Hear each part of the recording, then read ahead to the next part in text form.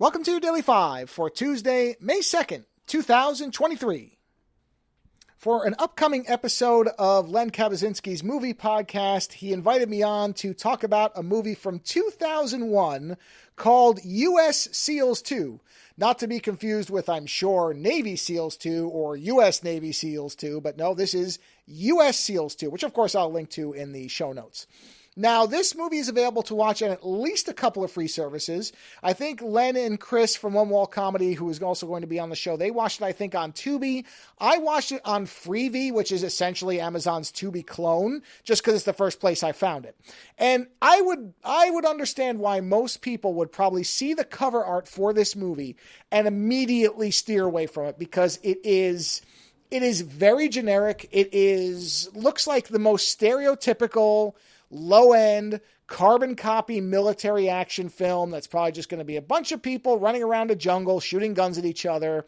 And even if you made it past that movie artwork, the cover artwork, and started watching the movie, I would understand why even more people would bail on it there, because the first 5 minutes would introduce you to what is, without a doubt, the most legitimately awful movie-making decision that could possibly have been undertaken for this type of film, which is, for some reason, every single movement of every single person is accompanied by a dramatic, cartoony whooshing sound. Basically, if you've ever seen an old kung fu movie where somebody was using a weapon and they kind of swung it and you heard a noise, or they kind of whipped around really quick with a leg or a hand movement, you would hear this whoosh sound. It's very, very common. And for some reason, every movement, I'm talking about somebody turning their head to look left or right, every movement in this movie is accompanied by this whoosh sound effect. And I cannot for the life of me come up with a reason why. It just doesn't make... there are things you might think that somebody thought might be a clever idea, funny idea, but none of them actually benefit the movie. And you have it throughout.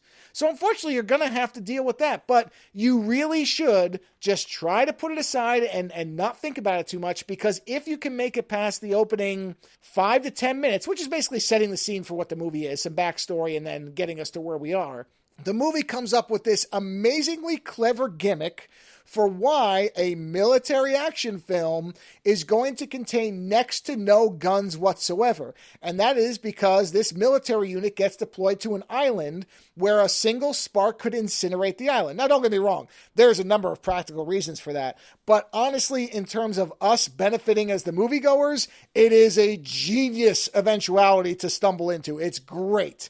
And it allows all of this, the movie then, once they hit this island, becomes a just parade of action sequences, wire work, people running up walls, doing backflips that are impossible, fighting where one person is inverted from the ceiling, the classic kind of shallow water thing where people are spinning around and water is going everywhere, cutlasses, rapiers, knives, machetes, chains, every type of hand-to-hand combat weapon you could want, short of brass knuckles. There weren't any brass knuckles, strangely.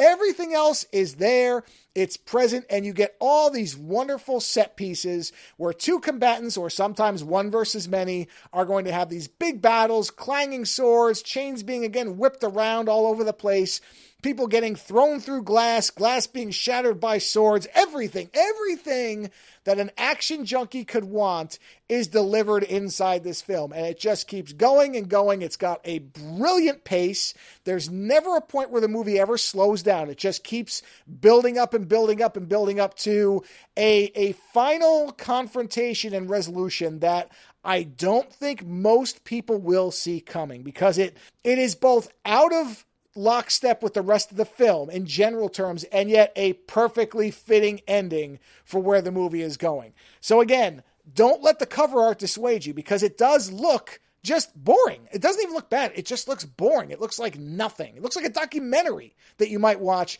about, I don't know, how they develop the frog suits that the SEALs wear. Literally, a documentary about that, you might think. And then again, if you start the movie, you're going to hear that whoosh sound effect, and your instinct is going to be to shut the movie off, because you'll say, who would logically make this decision and think it was a good idea? And I agree, it isn't. But bear with it. Because what you're just going to start seeing then is, again, fight scene, big action set piece, explosions, blades, chains, everything. And in the end, U.S. SEALs delivers exactly what it should, a really good time. Later.